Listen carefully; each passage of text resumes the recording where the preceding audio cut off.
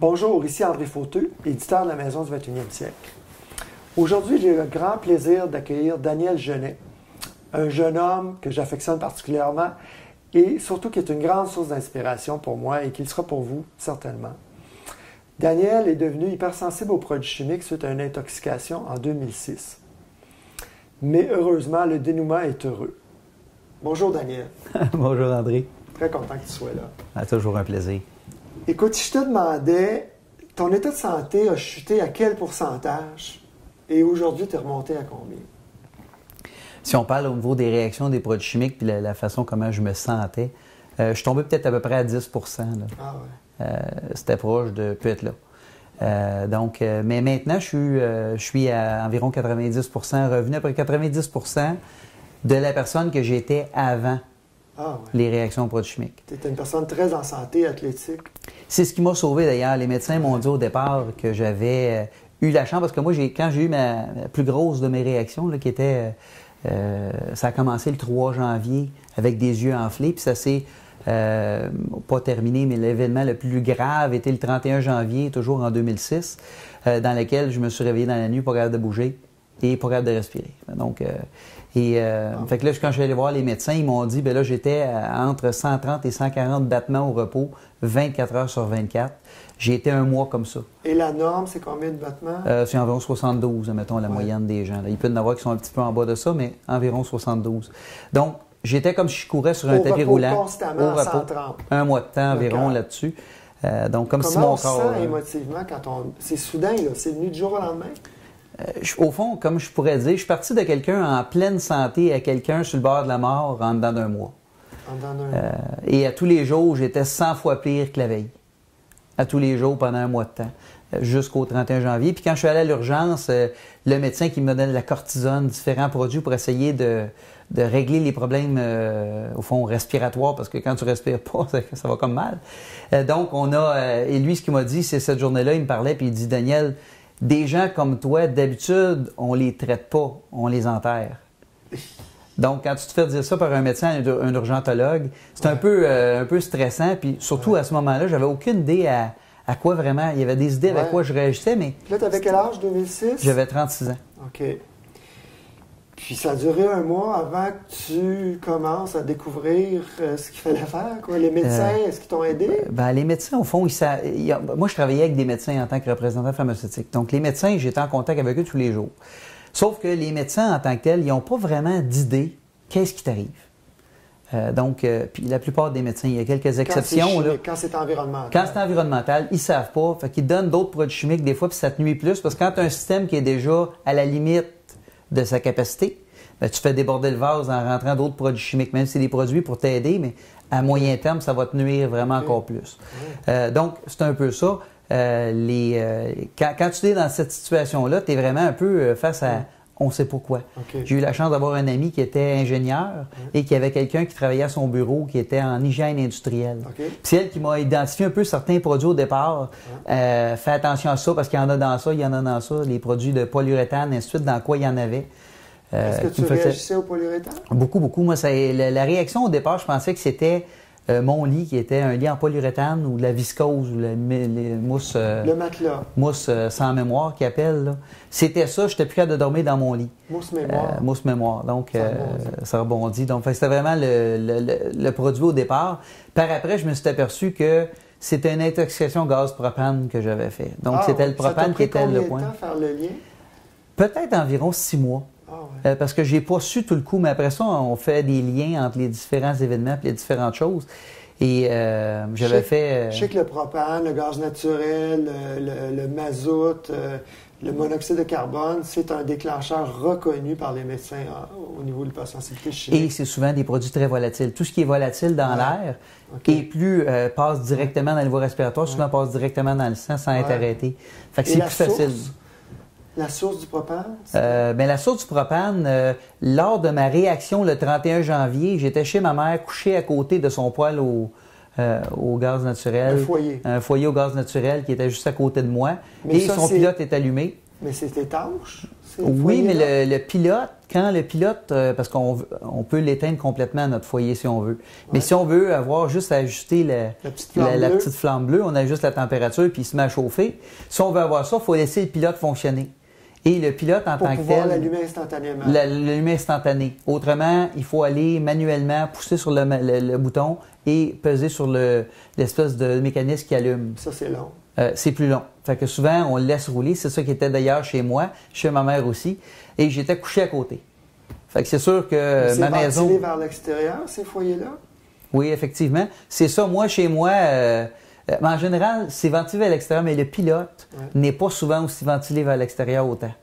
Parce qu'ils se disent, c'est pas une grosse quantité, c'est pas grave, c'est pas comme quand il fonctionne en permanence. OK, donc c'était pas une mauvaise installation, le foyer, nécessairement? Pas chez mes parents. Chez moi, par exemple, je me suis aperçu que le foyer au gaz, la cheminée avait été mal installée, il envoyait moins dehors, il en gardait plus à l'intérieur qui était supposé. Donc, chez tes parents, ça a été la goutte qui a fait déborder le vase, mais ça faisait longtemps que tu t'es intoxiqué sans t'en rendre compte. Oui, c'est ça. Et d'ailleurs, pourquoi je suis parti et que je me suis ramassé à aller coucher chez mes parents, c'est que j'ai été pendant 2 semaines de temps, au fond, j'appelle ça un sans-abri avec une maison. C'est que j'étais plus capable d'être chez moi. J'avais pas d'idée pourquoi. On a fait laver les murs, nettoyer la place, on a fait plein de choses, mais j'avais aucune idée pourquoi je pouvais pas être dans la pièce. Comment tu te sentais en vivant ça? À dire franchement comment on se sent. On se sent vraiment très dépourvu. Quand tu n'as aucune idée quoi faire, qu'est-ce qui t'arrive premièrement, quoi faire, c'est pas drôle. Puis aussi, j'étais dans une situation où tu files très mal et tu as moins d'énergie, tu files très mal, puis tu sais pas pourquoi tu files mal. Parce que un mois avant, tu étais en parfaite santé puis tu n'avais pas de problème. Je comprends. Ben, je pensais que j'étais en parfaite santé, mais au fond, l'intoxication avait déjà commencé. Mais... Malheureusement, tu as eu l'hygiéniste industriel. Puis comment tu as fait pour monter à 90 ça a été sur un processus sur plusieurs années. C'est sûr qu'à ce moment-là, moi, je restais dans Rivière-des-Prairies. C'est un travail que je continue à faire aujourd'hui. Mais ça m'a pris au moins un 4 à 5 ans à revenir plus fonctionnel. Il faut quand même dire aux auditeurs que Daniel est chanceux parce que c'est peut-être 20-25% des gens hypersensibles qui peuvent revenir en forme comme toi, selon Brian Clément de l'Institut Hippocrate. Lui m'a dit qu'un bon traitement. Donc, il y a de l'espoir, mais il y a beaucoup de gens qui ne s'en sortent pas aussi.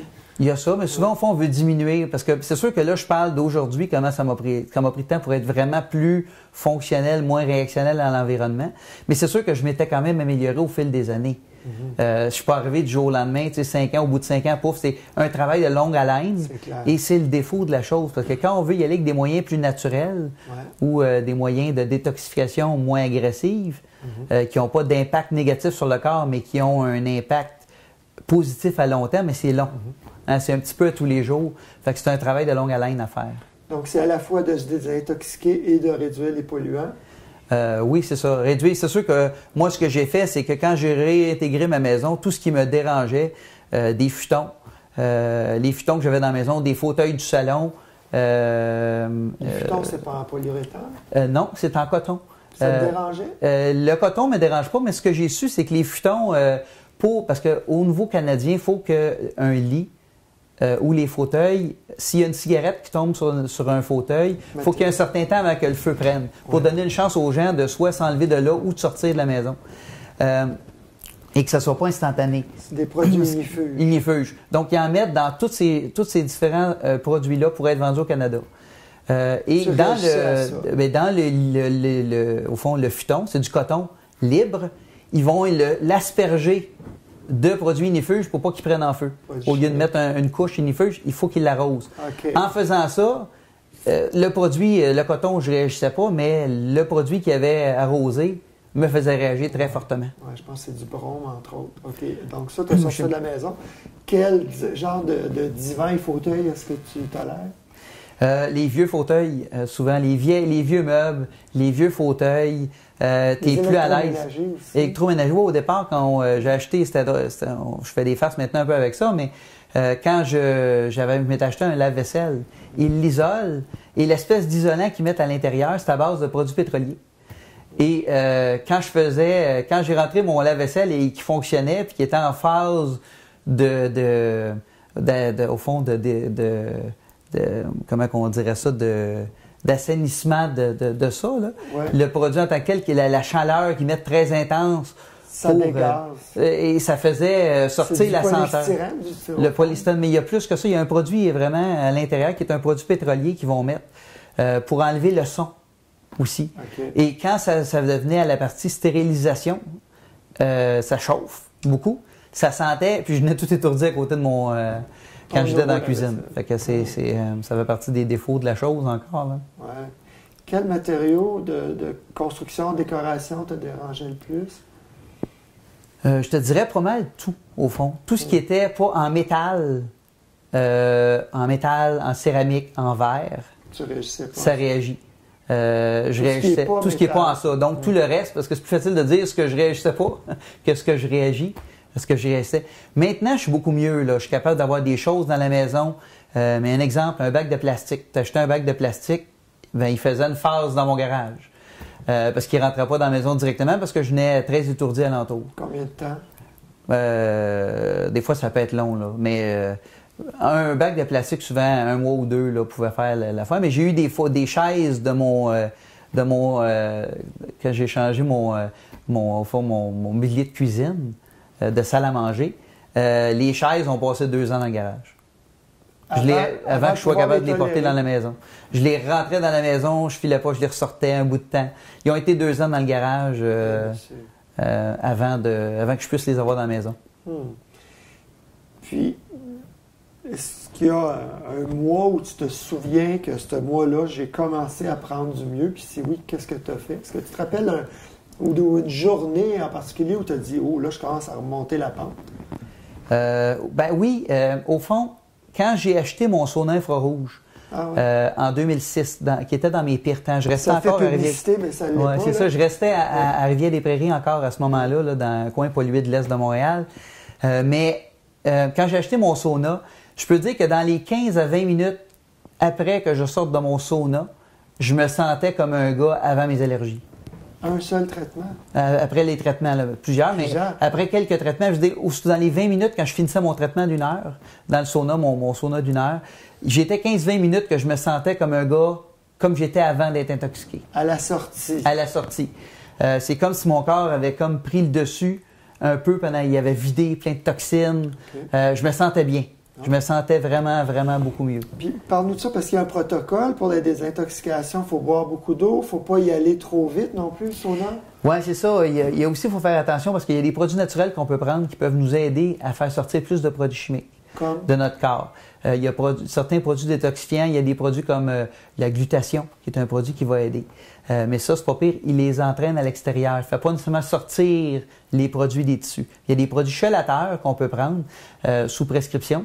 Ou des fois certains en dose moins forte, les chiro peuvent nous le vendre. Donc, il y a des produits qu'on peut prendre, mais le défaut, c'est quand on fait sortir les produits dans le sang, notre corps, s'il n'est pas capable de les éliminer, on vient de causer plus de problèmes encore parce que notre corps nous les met dans les tissus adipeux pour nous protéger.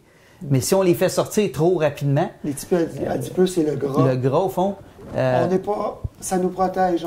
On réagit pas quand c'est stocké dans le gras. Bien, on va réagir un peu tous les jours. Mais au fond, c'est que la réaction, notre corps nous protège. Ce qu'il veut faire, c'est dire, je vais te sauver la vie aujourd'hui, mais je vais te nuire à long terme.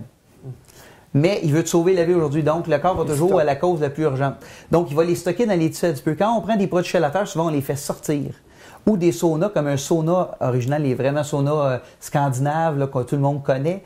Ça le fait beaucoup. C'est très bon, mais quand on est très intoxiqué, il faut faire attention parce que ça en va beaucoup. On reste moins longtemps, les chaleurs sont très intenses et ça fait passer beaucoup de produits dans le sang, chimiques dans le sang. Donc, quelle est la température idéale? Bien, les saunas infrarouges vont être à environ 150 degrés Fahrenheit. Maximum Fahrenheit, tandis que les saunas standards vont tourner à l'entour de 205-210 degrés. Et c'est pour ça que, c'est un four au fond. C'est pour ça que les gens qui vont là-dedans sont prêts à durer longtemps. D'un sauna infrarouge, tu peux être 1 heure. Mais c'est sûr que pour répondre à ta question, oui, il faut y aller progressivement parce que notre corps, des fois, on veut pas, même si le sauna infrarouge en envoie beaucoup moins dans le sang, en fait passer plus par la sudation, il faut quand même faire attention parce que notre corps, il y en a quand même un peu qui va dans le sang. Puis quand il en va dans le sang, bien, notre corps, il faut qu'il l'élimine par les voies, le foie, ainsi de suite, le foie, sang, rein. Et des fois, on n'est pas capable. Parce que notre corps est tellement, au fond, comme nos systèmes de détoxification interne sont tellement affectés ou tellement, au fond, subjugués par toute la quantité de produits chimiques qu'on a. Ben c'est sûr que là, il faut aller... on leur en envoie trop, ils ne sont pas capables. Puis là, tous les produits chimiques restent plus longtemps dans le sang, puis ça cause tous les problèmes qu'on avait eus au départ. J'ai lu aussi que l'humidité bouche les pores de la peau. Donc, il faut que ce soit un sauna sec et ventilé vers l'extérieur parce que les produits sortent de nos poumons et de la peau. On peut ça comme réintoxiquer. Oui, moi, je me suis acheté une fan, au fond, de plafond. Mais hyper silencieuse parce que je voulais pas entendre tout le temps le bruit. Puis je l'ai mis sur le dessus de mon sauna. Il y avait des trappes d'air. Et j'ai ça qui font là, puis ça évacue à l'extérieur. C'est ça. Donc, c'est important de les sortir parce que ces toxines-là, on ne veut pas les respirer de nouveau. Si on est dans un sauna qui n'a pas de sortie d'air, ben ce qu'on fait, c'est qu'on respire les produits chimiques qu'on vient déjà de dégager. Fait qu'on n'en respirera peut-être pas au complet tout ce qu'on a dégagé, mais on se nuit au fond. Puis boire beaucoup d'eau filtrée avant et pendant? Avant, pendant. Il y a aussi des produits naturels, différents minéraux. Magnésium, potassium, zinc, calcium sont les plus importants. À prendre avant, parce que quand on sue, on élimine beaucoup d'électrolytes. En éliminant ces électrolytes-là, on peut se sentir plus faible. Puis si on vide notre réserve, notre corps en a besoin, parce que ça sert à plein de choses. Donc ça, c'est important, puis boire beaucoup d'eau. Puis une personne qui est malade, pas nécessairement hypersensible aux produits chimiques, mais une personne qui a un problème de santé, qui commence les saunas, parce qu'on est tous intoxiqués, c'est bon de se désintoxiquer, on commence à quelle fréquence et quelle durée de traitement, puis est-ce qu'on rajoute des minutes à tous les jours? On peut y aller de différentes façons, parce qu'au fond, à partir de la première minute dans le sauna, on s'aide déjà. Les ondes infrarouges, qui sont à une certaine affaire, vont jusqu'à 1,5 pouce à l'intérieur de la peau. Même si on ne transpire pas, ça Même si on ne transpire pas, on a quand même déjà. Puis ce que va faire cette onde-là, va avoir tendance à faire, c'est libérer les toxines des molécules d'eau pour essayer de les libérer dans le corps. Donc ça, c'est vraiment une chose très bonne. Mais c'est les mêmes ondes que le soleil, d'ailleurs. C'est les mêmes ondes que le soleil. C'est certaines ondes du soleil, au fond. Ils vont aller vers celles qui sont les plus...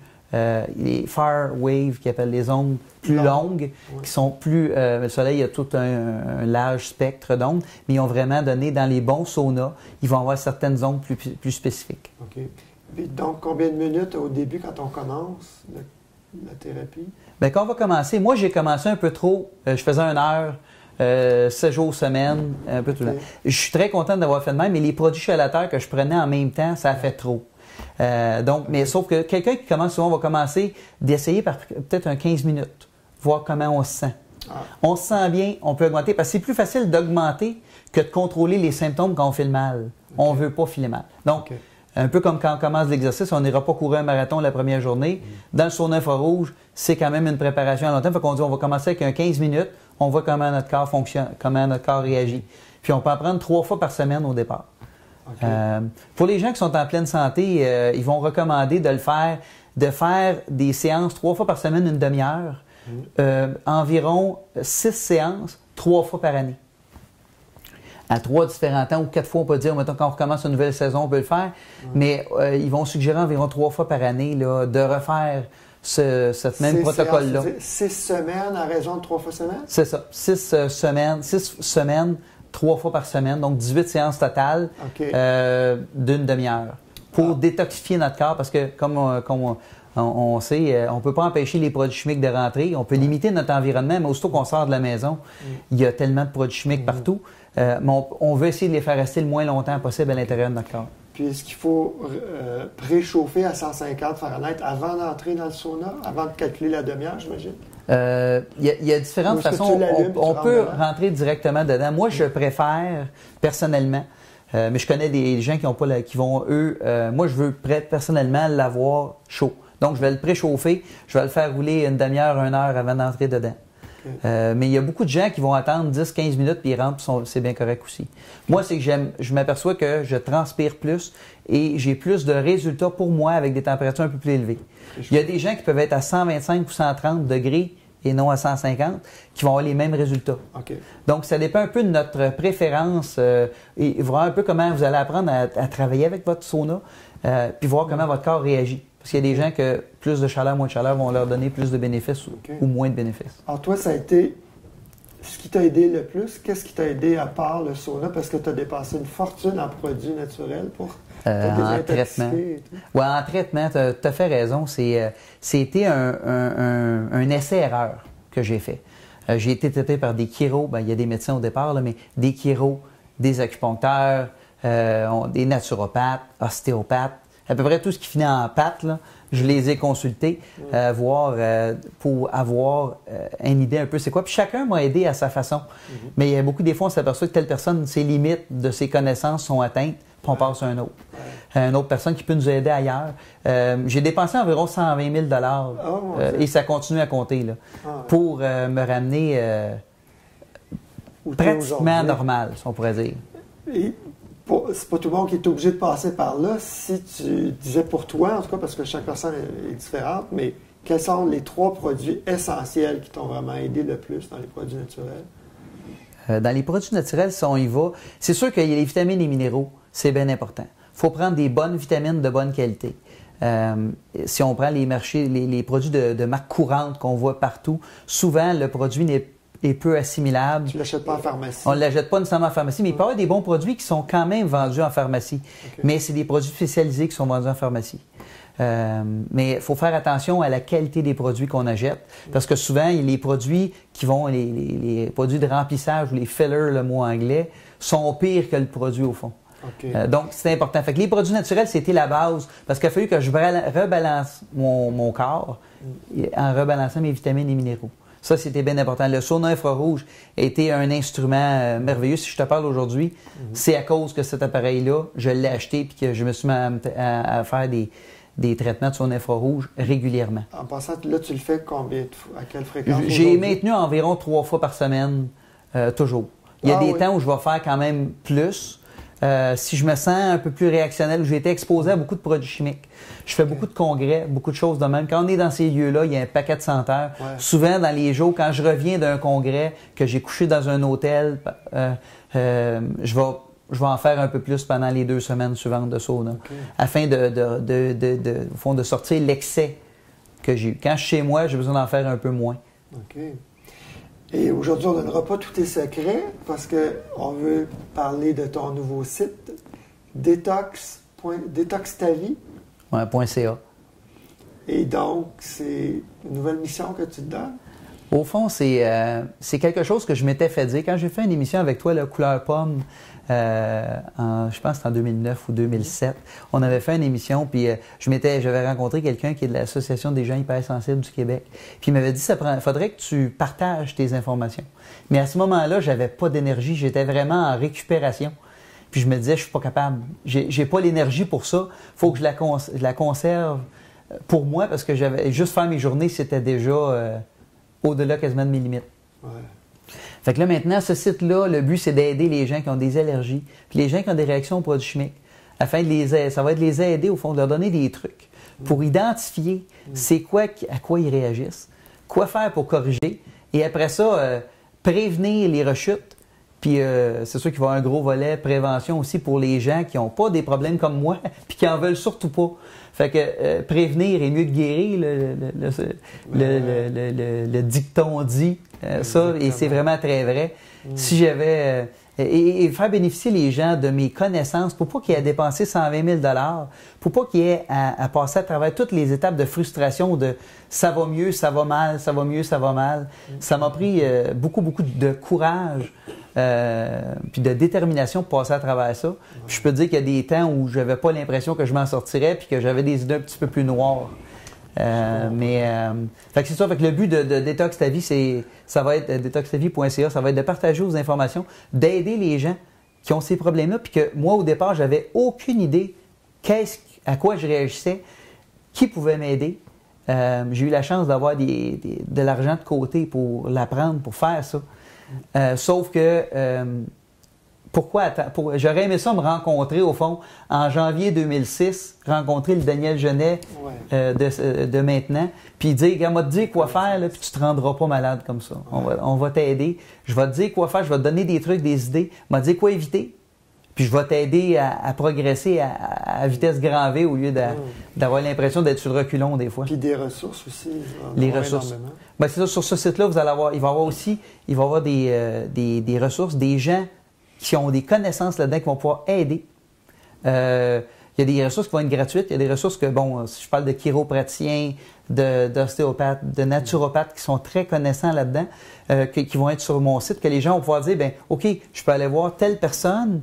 Au lieu d'en voir 10 chiros à te trouver le bon, tu vas être capable d'aller voir la bonne personne en partant. Puis il va en avoir par région parce que il y en a un qui est excellent, là, qui s'appelle Charles Héroux à Magog. Oui, mais on n'a pas tous la chance d'être à Magog ou de toujours se déplacer à Magog. Ou même les saunas, ça serait intéressant d'avoir des adresses où on peut payer pour aller dans un sauna si on ne peut pas se l'acheter pour soi-même.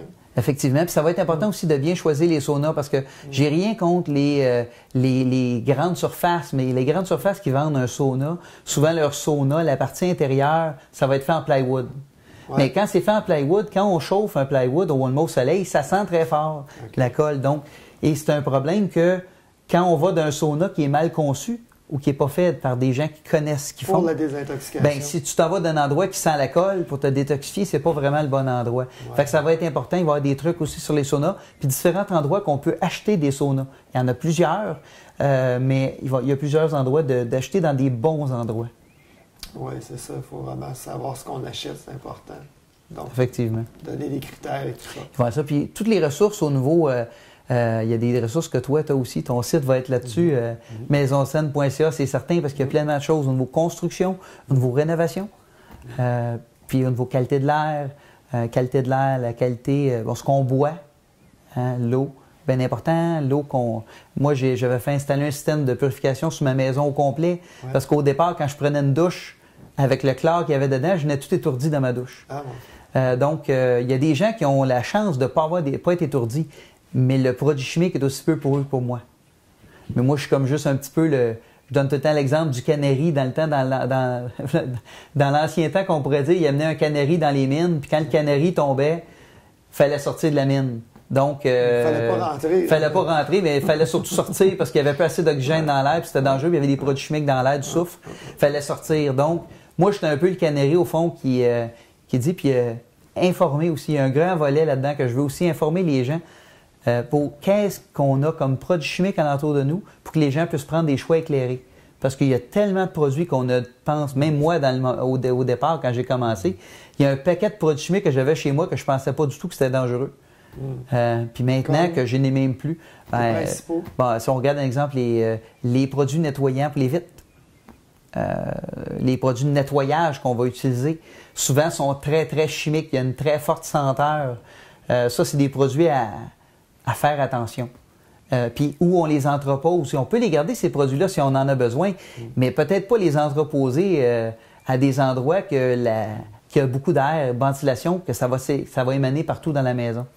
Donc, c'est des choses importantes à regarder. Beaucoup de gens qui vont réagir aux assouplisseurs, entre autres. Les senteurs, les parfums. Moi, j'ai une de mes tantes qui est très, très réactionnelle aux parfums. Elle devient, si on le fait sentir, mettons quelqu'un qui a du parfum ou des crèmes à main très odorantes, à part de quelqu'un qui est en parfaite santé à quelqu'un qui a l'air d'être dépressive, complètement à terre, que cette personne-là, tu dirais, voyons, elle est dépressive au bout, au maximum. Mais non, si on la expose à l'air pur, une demi-heure après, elle devient normale. Fait que c'est vraiment des assouplisseurs. Tout ce qui sent, au fond, tous les produits volatiles. Il faut faire attention parce que c'est des produits qui se répandent partout dans la maison. Ben oui. En tout cas, Daniel, je te félicite d'avoir lancé ça. Je suis très content de collaborer avec ton site pour aider les gens. Donc, l'adresse du site web? Detoxtavie.ca. Donc, on va suivre ça avec intérêt. Merci. Merci de m'avoir reçu. Merci beaucoup d'être venu.